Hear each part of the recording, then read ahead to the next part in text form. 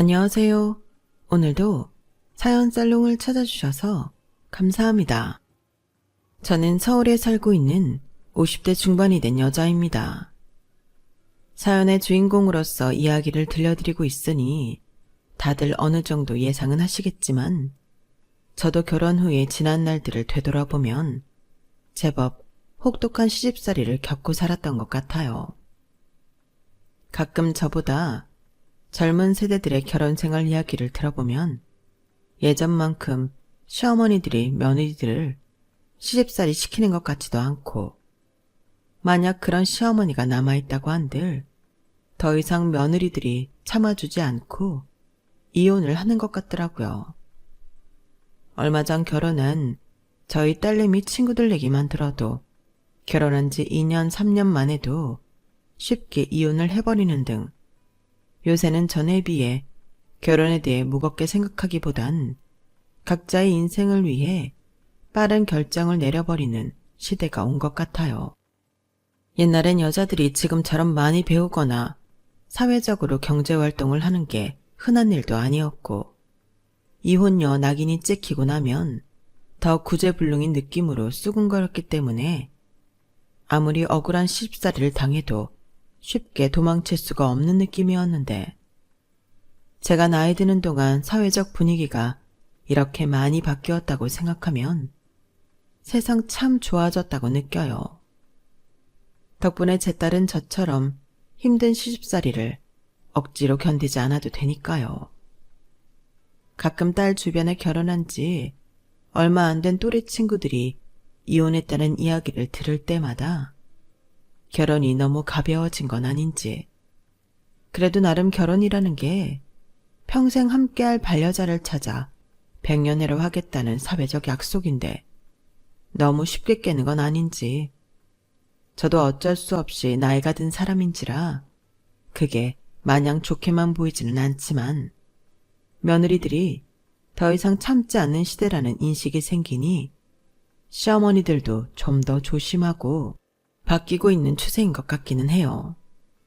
사위와 크게 다툰 날이면 늘 이혼할 거라고 친정에 찾아오는 딸에게도 남들 다 이혼한다고 이혼 그렇게 쉽게 말하는 거 아니라고 잔소리를 해줬지만 한편으론 부럽기도 했어요. 딸은 운 좋게도 시댁에 대한 스트레스는 전혀 없었거든요. 너 어릴 때 엄마 시댁살이 하는 건 봤지? 남편하고만 싸운다는 게 얼마나 좋은 건지 너는 모른다. 남편이랑은 싸우고 대화하고 맞춰 나갈 수라도 있지. 나보다 나이 훨씬 많은 시댁, 얄미운 동서 상대로는 정말 싸우는 게 한도 끝도 없다니까. 하긴 나도 어렸을 땐데도 기억이 다 나긴 해요. 내가 그래서 아직도 할머니랑 작은 엄마 싫어하잖아. 딸도 기억을 할 정도로 저는 시댁에서 푸대접을 받았어요. 사실 처음부터 다짜고짜 푸대접을 받았던 건 아니었어요. 그랬다면 아무리 이혼이 쉽지 않은 옛날이었다지만 진작 도망을 치지 않았을까도 생각을 해봤겠죠. 하지만 결혼 초에는 시댁에서 나름 첫 며느리라고 어색한 점도 있었는지 나름대로 거리를 두고 잘 대해줬어요. 여보, 나는 운이 좋은 편인 것 같아. 그래? 왜? 남들은 다 시댁살이 한다고 명절만 지나고 오면 지옥이었다고 난린대. 우린 제살할 것도 없고 어머님이 시댁살이도 안 시키는 것 같아서. 생각해보니까 그러네. 다행이다. 안 그래도 내 회사 동료들도 명절 끝나고 다들 아내랑 한바탕 싸웠다고 하는데 우리 집만 조용했던 것 같아서 가만히 있었거든. 진짜? 다들 근데 부모님들이 그럴 줄 몰랐다고 하더라. 여자들이 맨날 시댁살이 노래를 부르는데 본인 부모님들은 그런 거 안 시킬 줄 알았대. 결혼하고 나서 전혀 몰랐던 모습을 새로 봤다나? 그럼 당신은 어머님 아버님이 이렇게 시댁살이도 안 시키고 우리 집에 별로 신경 안 쓸 거라고 예상했어? 솔직히 내 입장에선 별로 안 그러실 것 같긴 했는데 다른 사람들도 안 그럴 줄 알았다는 거 보면 생각은 다들 그렇게 하는 거 아닌가 싶어서. 아침 드라마에 나오는 막장 시부모가 자기 부모일 거라고 누가 상상이나 하겠어? 하긴 그건 그러네. 나도 내 부모가 그런다고는 상상도 하기 싫긴 해. 대체 시부모님들은 왜 그러시는 걸까? 며느리한테 막 잘 대해달라는 게 아니라 그냥 우리 어머님 아버님처럼 관심 있는 듯 없는 듯 적당히 거리만 더 주셔도 며느리들이 숨통이 트이는데 명절마다 아들 부부가 대판 싸울 일도 없고. 그러니까 그 사람들도 가만 내버려 두면 둘이 잘 살 텐데. 아무튼 우리나라 이 시댁 문화는 남자들이 생각해도 좀 이상하긴 하다니까. 남편과 명절마다 주변 지인들 시댁설 이야기를 하다 보면 시댁에 대한 감사한 마음이 저절로 샘솟았어요. 특별히 따뜻하게 대해주시는 건 아니었지만 가짜는 이유로 트집을 잡고 못살게 구는 일은 전혀 없으셨으니까요. 그것만으로도 충분히 감사했어요. 게다가 남들은 꽤나 골머리를 썩는 시누이 문제도 저에겐 해당이 되지 않았어요.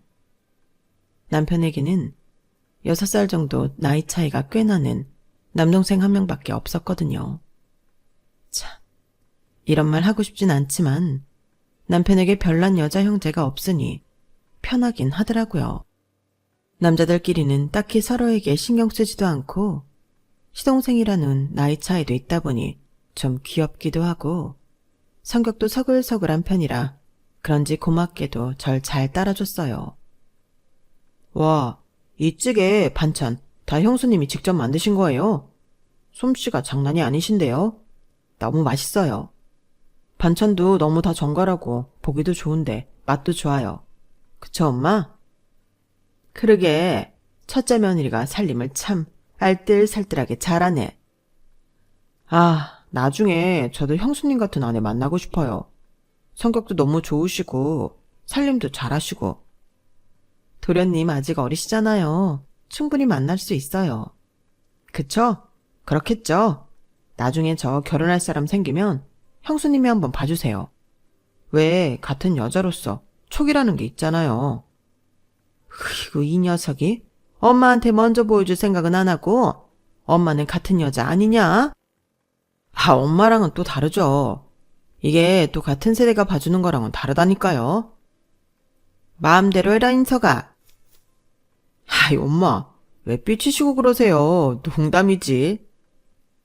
저를 워낙 좋게 봐주는 시동생 덕분에 시부모님도 덩달아 저를 좋게 봐주시는 것 같았어요. 늘 제가 한 음식이나 살림을 한 발 앞서서 칭찬해주니 그런 부분에서 괜히 지적받을 수 있는 부분도 넘어가지고 가족 분위기도 더 화기애애해졌죠. 도련님 감사해요. 도련님이 늘 나서서 분위기를 좋게 만들어주셔서 어머님이 저를 더 좋게 생각해 주시는 것 같아요. 에이, 뭘요. 사실 저도 엄마가 형수님한테 어떻게 하실지 별로 예측이 안 됐는데 저랑 형이랑 옛날부터 해왔던 말이 있거든요. 우린 어떻게든 부모님이 아내들이랑 사이 멀어지는 거 막아보자고요. 막장 드라마에서 벌어지는 일들이 우리 집에서 일어난다고 생각하면 너무 끔찍해서. 아시겠지만 형이나 저나 완전 평화주의자거든요. 형이 결혼하면 제가 형수님 칭찬 엄청 하고 제가 결혼하면 형이 제 마누라 칭찬 엄청 해주기로 약속했어요. 뭐 그렇다고 제가 마음에도 없는 소리 하는 건 아니고요. 그거랑 별개로 형수님이 정말 좋은 분인 것 같아서 더 좋게 말씀드리는 것도 있어요. 감동이에요, 도련님. 집에 자주 놀러오세요. 놀러오면 특별히 도련님한테는 남편한테도 안 해주는 육첩반상 차려드릴 테니까. 와, 정말이죠? 저 형수님 음식 완전 좋아하는데 저 진짜 자주 놀러가요. 오시라니까요. 도련님은 제 동생보다 어려서 잘해주고 싶어요. 사실 저도 형보다는 누나가 있었으면 했는데 이렇게라도 누나 생기니까 좋네요. 뭐야? 둘이 아주 사이가 좋아도 너무 좋은 거 아니야? 질투나게. 당신 동생 잘 챙겨주는 건데 질투는? 그러니까요. 형, 쫌생이처럼 굴지 마. 참나, 둘이 언제 저렇게 한패가 돼서는. 뭐, 그래도 보기는 좋네. 그렇게 저의 평화로운 결혼 생활은 4년 정도 지속이 되었던 것 같아요. 그 기간이 짧다면 짧고 길다면 긴 시간이라 그새 저희에게는 2살짜리 귀여운 아들이 생겼어요. 그리고 끝날 줄 몰랐던 평화의 끝물에 도련님은 결혼할 여자를 데리고 왔어요. 형수님, 전에 약속했던 거 잊지 않으셨죠? 저 결혼할 여자 봐주시기로 한 거요. 어머, 농담인 줄 알았는데 정말로 봐드려요? 농담이라뇨. 전 정말 진담이었는데. 당연히 봐주셔야죠. 엄마는 자식이 데려온 여자니까 눈에 안 차실 거고. 누나도 없고 친한 여자들도 별로 없는데 어떤지 봐줄 사람이 형수님밖에 더 있겠어요? 저야 봐드리는 건 어렵지 않은데 만나는 분 쪽에서 불편하고 싫어하실 수도 있으니까요. 아, 그건 걱정 마세요. 제가 다 이야기 잘 해놨어요. 혹시 뭐라고 이야기하셨어요? 그때 저도 모르게 살짝 촉이 들었던 것 같아요. 그쪽에서 저를 별로 안 좋아할 수도 있겠다. 그런 설명할 수 없는 촉이요. 제가 형수님을 잘 따라서 먼저 소개해주고 싶다고 했죠. 그분은 뭘 하세요? 별 얘기 없던데요. 아이, 걱정하지 마시라니까요. 제가 특별히 그 부분을 강조한 게 아니라 저희 집은 부모님이 시댁살이도 안 시키고 저도 형수님이랑 잘 지낼 만큼 평화로운 집안이다. 그런 얘기하면서 슬쩍 이야기한 거라 괜찮아요. 같은 며느리 입장인데 형수님이 저희랑 잘 지낸다고 하면 나쁠 게 뭐가 있겠어요. 안심도 시킬 겸 한 말이니까 형수님은 걱정하지 마세요. 시동생 말을 듣고 보니 조금 걱정이 덜했어요. 먼저 시댁에 들어온 며느리가 이렇게 시댁 식구들과 잘 지내고 있다는 걸 알면 저였어도 좋았을 것 같다는 생각이 들었거든요. 사실 아무리 남편이 말로만 안심을 시켜준다고 한들 실제 며느리 입장은 또 다른 거니까요. 아무튼 그렇게 동서가 될지도 모르는 시동생의 애인을 처음 만나게 되었어요. 시동생과는 2년 정도 만났고 시부모님께 인사드리러 오기도 전에 제가 제일 처음으로 이 집안 사람으로서 만나게 되는 거였죠. 안녕하세요. 도련님한테 얘기 많이 들었어요. 반가워요. 그때 전 시동생과 어른들이 안 보는 곳에서는 동생 누나하며 친하게 지냈던 사이였기 때문에 그냥 남동생 여자친구랑 식사하러 만난 느낌이 컸어요. 저한테도 시동생과 몇 살 차이 안 나는 남동생이 있는데 친동생도 몇 번 여자친구를 소개시켜 준 적이 있어서 그렇게 마냥 어색하고 낯선 자리만은 아니었죠. 하지만 예비동서는 좀 달라 보였어요. 원래 그런 인상인 건지 모르겠지만 차갑게 굳은 인매나 눈매가 조금 다가가기 어려운 느낌을 주더라고요. 하긴 입장이 저하고는 다르니 긴장을 할 만도 하다는 생각이 들었어요. 그래서 먼저 긴장을 풀어주려고 노력을 많이 했죠. 도련님이 그렇게 소개시켜주고 싶다고 노래를 하시더니 왜 그랬는지 알 것 같은데요. 너무 예쁘시다. 도련님, 능력 참 좋으시네요. 아, 그쵸? 여긴 내가 엄청 좋아하는 형수님. 말이 형수님이지. 그냥 우리 친누나라고 생각하고 대하면 돼. 형보다 이제 형수님이랑 더 친하거든. 결혼하면 형수님이 당신 적응 잘할 수 있게 많이 도와주실 테니까 잘 보여둬. 잘 부탁드려요. 잔뜩 신이 난 도련님과는 달리 예비동서는 말수도 많이 적고 반응도 거의 없었어요. 그러다 보니 뭔가 말을 많이 이어나갈 수가 없었고 저랑 도련님만 신나서 떠드는 꼴이 되어버렸죠. 그냥 같은 여자의 직감으로 동서가 이 자리를 많이 불편해하고 못마땅해 한다는 걸 금방 눈치챌 수 있었어요. 설명할 순 없지만 제가 도련님과 필요 이상으로 친하다는 것을 그다지 좋게 보지는 않는 것 같았어요.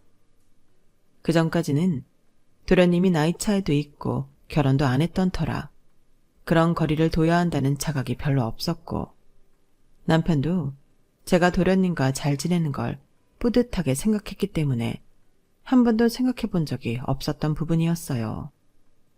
그래서 이 자리가 파하면 도련님께도 주의도 드리고 앞으로 저도 조심해야겠다는 생각이 들었죠.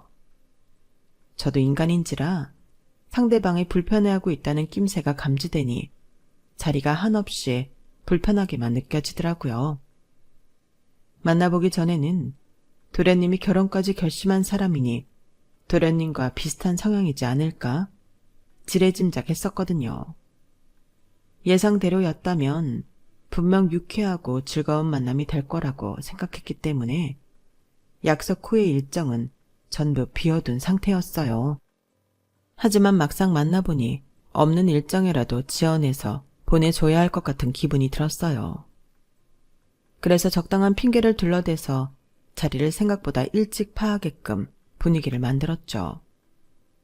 그럼 형수님 이만 가보셔야 하니까 이것만 마시고 일어날까? 그래, 만나 뵙게 돼서 반가웠어요, 형님. 아유, 무슨 벌써부터 형님이야.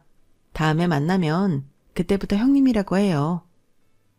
벌써부터 딱딱하고 거리감 느껴지는 집안 호칭을 쓰게 하는 게 좀 민망스러워서 한 말이었는데 동서 표정이 한결 싸늘하게 굳더라고요. 제가 무슨 말을 해도 별로 안 좋아하는 것 같은 느낌이 들어서 그때부터는 입을 좀 다물고 있었어요.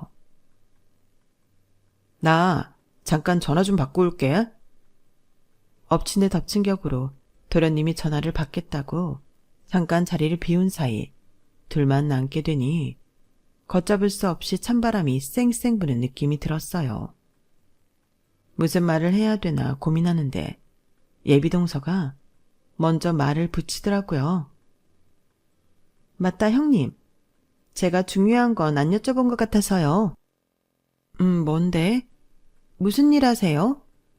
아, 나는 일은 따로 안 하고 있어. 전업주부야.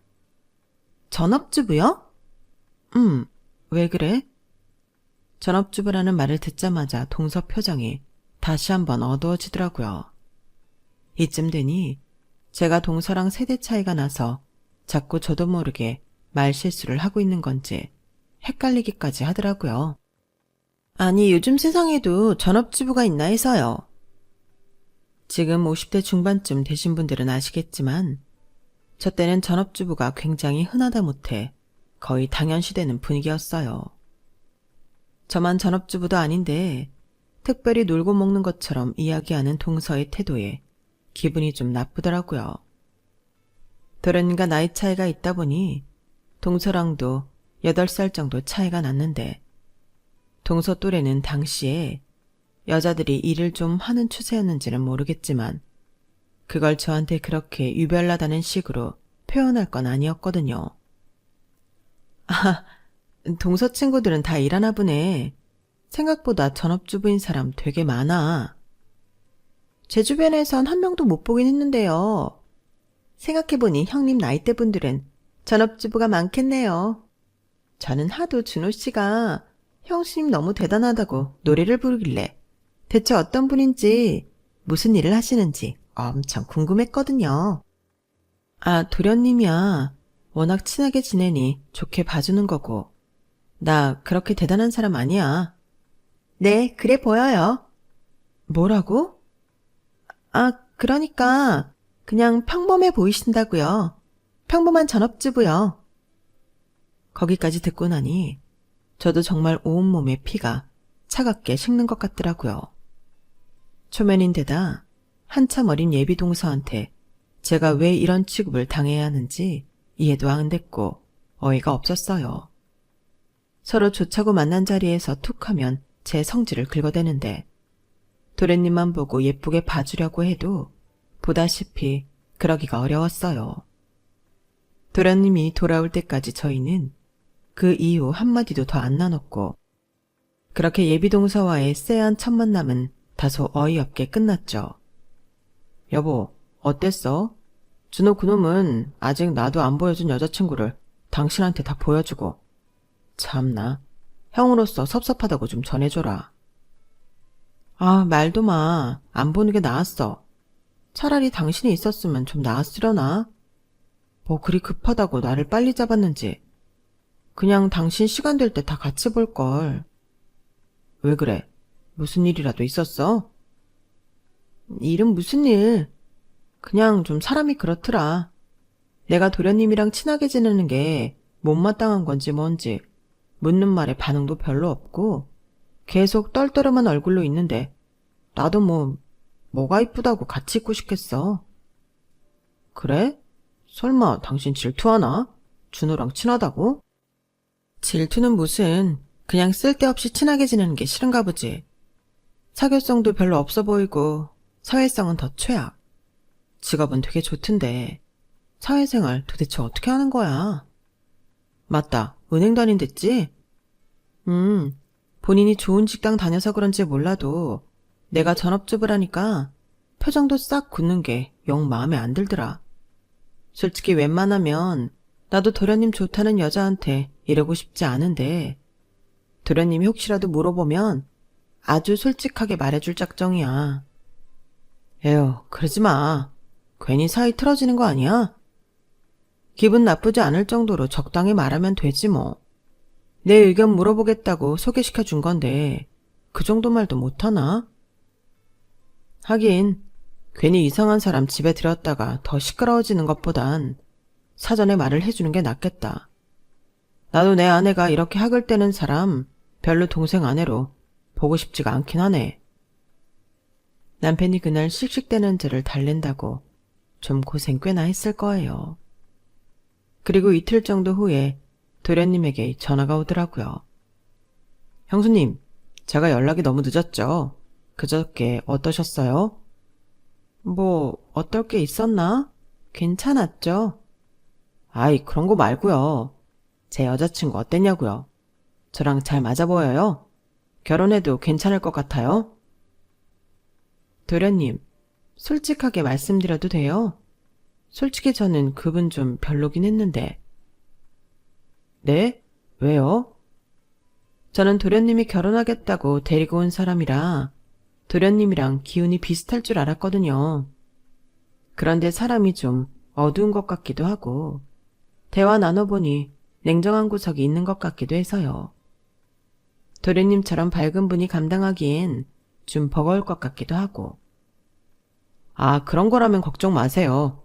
제 앞에서는 엄청 밝고 말도 많아요. 어제 형수님 뵙는 자리라고 많이 긴장한 것 같더라고요. 저한테 전화 와서 형수님한테 말 실수한 거 있을까봐 걱정된다고 한참을 불안해하더라고요. 혹시 이 사람이 형수님한테 실수한 건 없죠?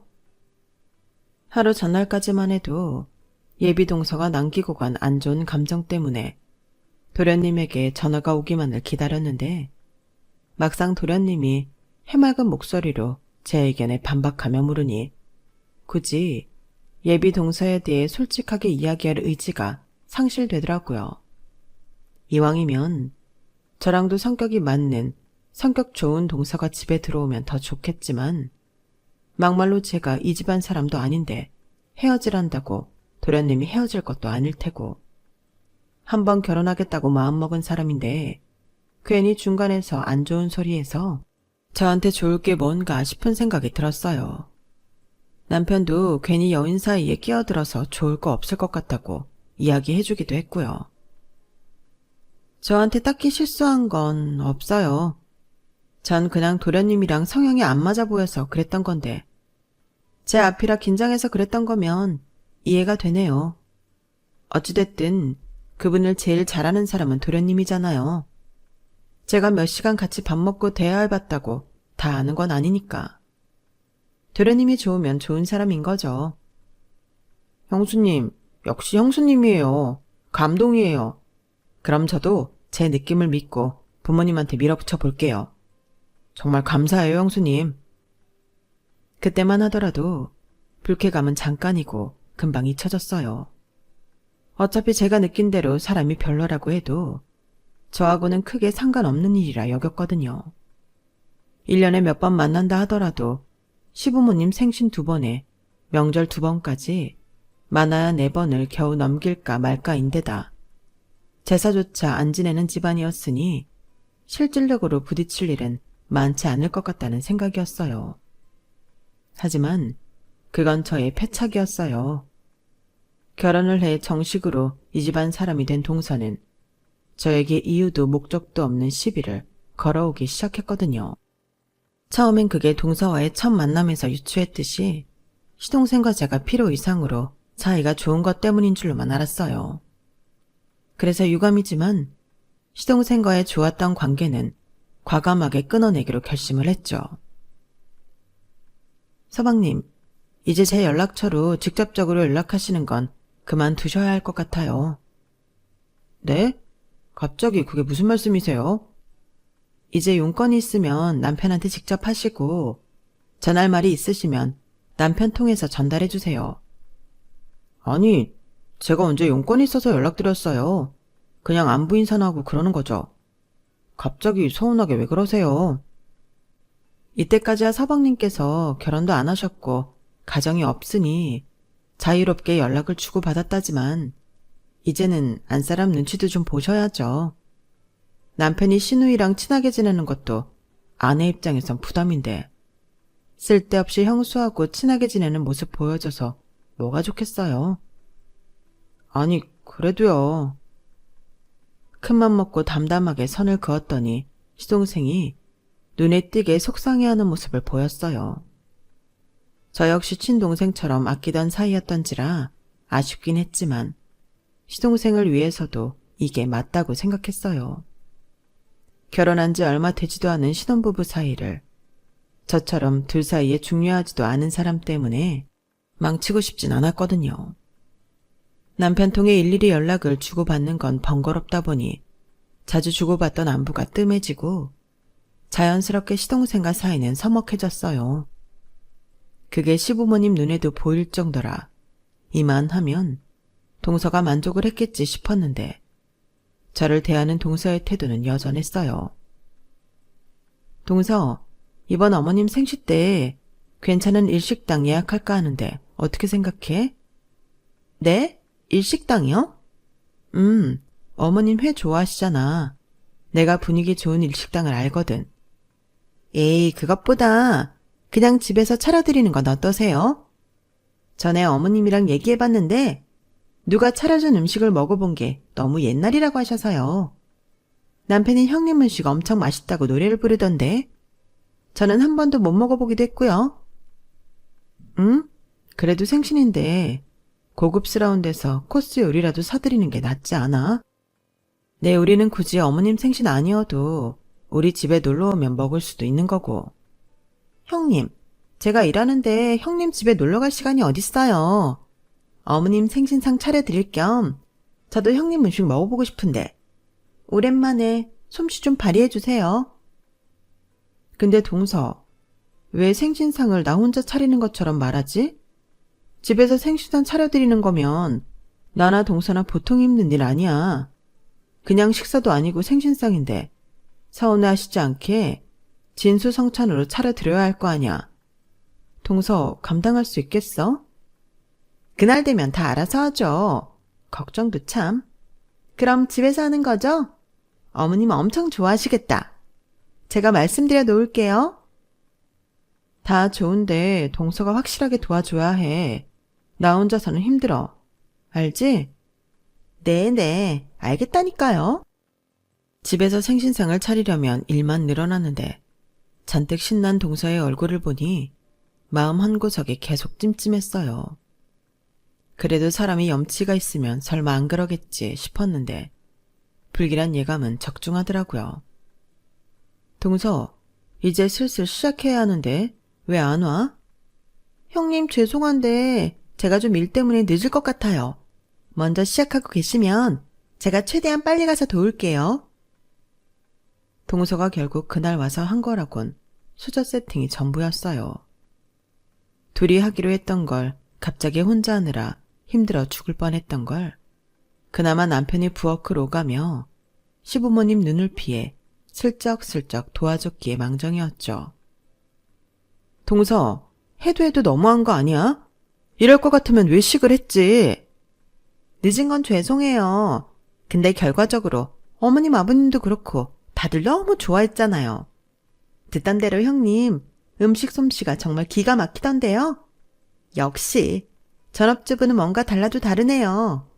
제가 도왔으면 오히려 음식 망칠 뻔했어요. 지금 누구 놀려? 놀리다뇨, 진심인데. 제가 은행 일의 전문가이듯이 형님은 집안일의 전문가이신 거잖아요.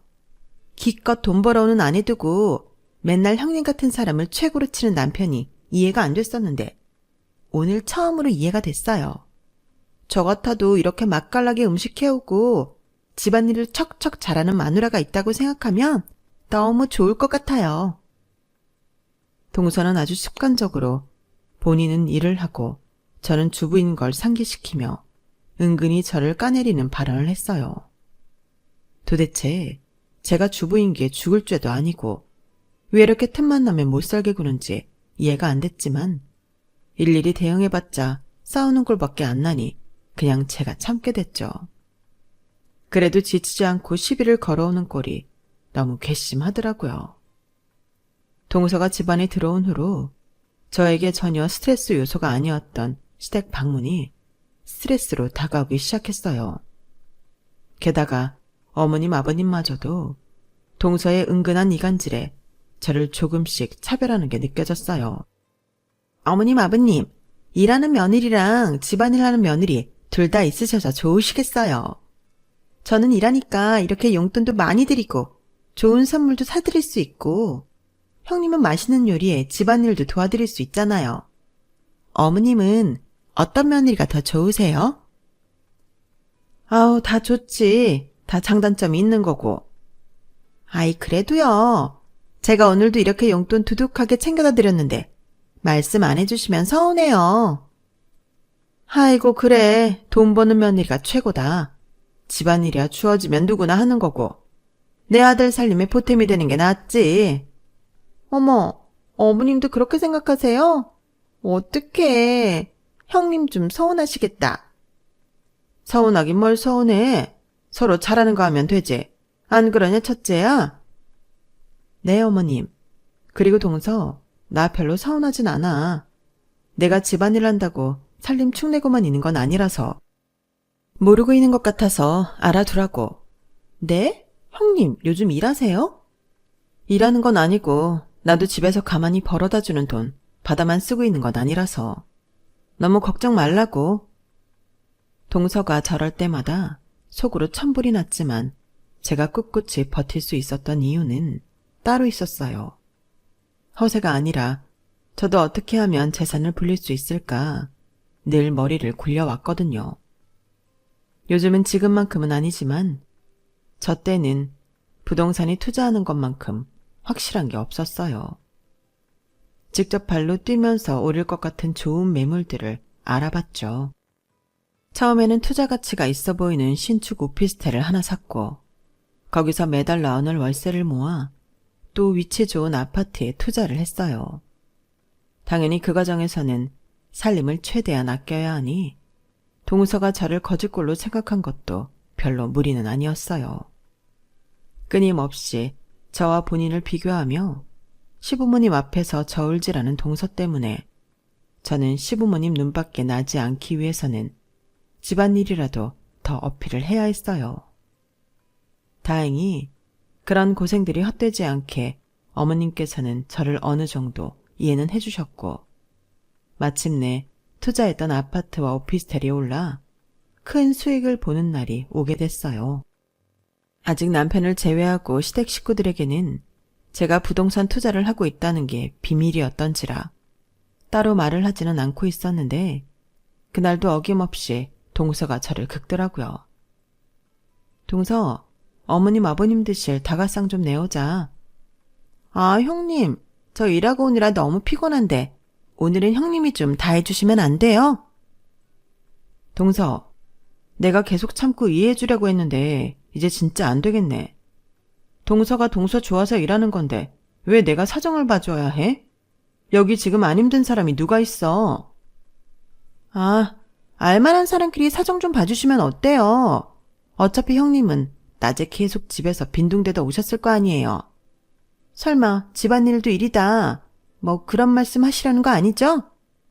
경제적 활동도 아니고 쉬고 싶을 때 언제든 쉴 수 있는 걸 어떻게 일로 쳐주냐고요.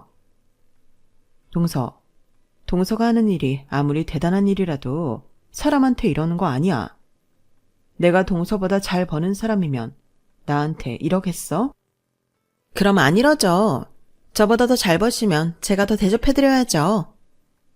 눈 하나 깜빡 않고 뻔뻔하게 구는 모습이 어이가 없었지만 오히려 잘된 일이었어요. 이제라도 본때를 보여줘야겠다는 생각이 들었거든요.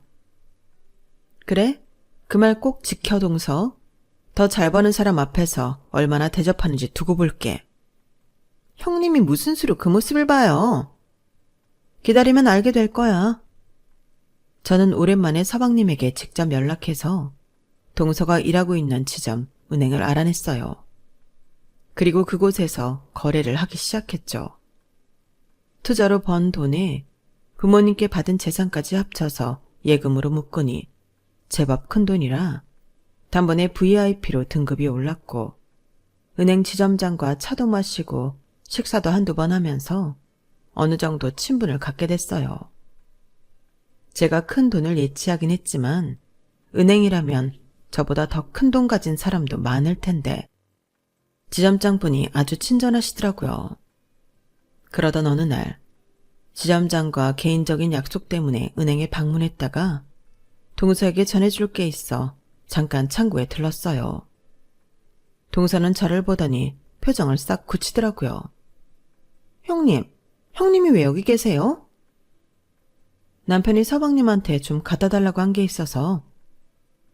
그걸 지금 직접 전해주러 여기까지 오신 거예요? 안 그래도 바빠 죽겠는데 지금 대기자 많은 거 안 보이세요? 사람이 아무리 한가해도 그렇지. 일 방해되니까 대기번호표 뽑고 기다리세요. 나도 약속이 있어서 이것만 전해주고 가면 되는데 대기번호까지 뽑아야 해? 네, 번호표 안 뽑으면 저희가 안 전해드릴 거예요.